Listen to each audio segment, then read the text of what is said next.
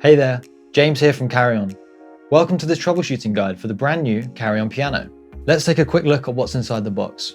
The Carry-on piano arrives folded and you can immediately see its small footprint, ideal for small home studio spaces, maybe warming up for a show or you're a traveling musician. On the face of the piano, on its left-hand side, you have the control surface. Here you can control level, sounds, pitch, metronome, that sort of thing.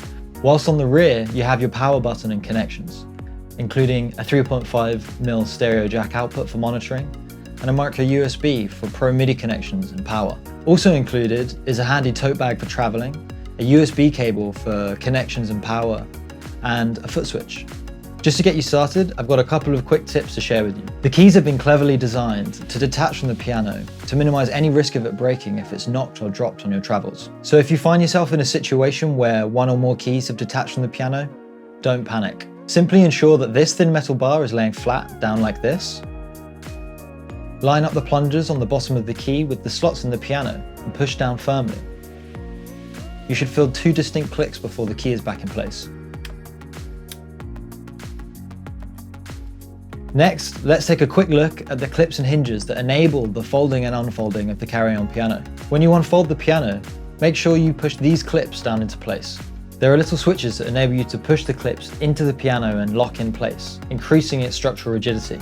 There are also 2 little plastic spacers here that help with the piano's structure when it's folded. But when it's in use, these can be concealed, like so.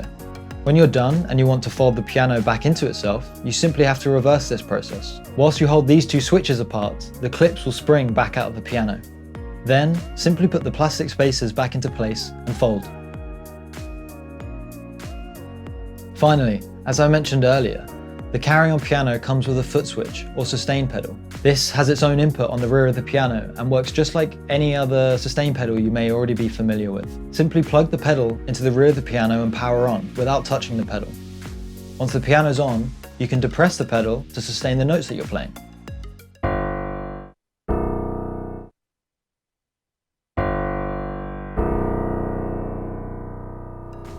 If the pedal is depressed whilst you power on the piano, you may find that the piano sustains without you depressing the pedal. To avoid this, simply switch on the piano before you depress the pedal. That's it for this troubleshooting guide to the Carry-on piano.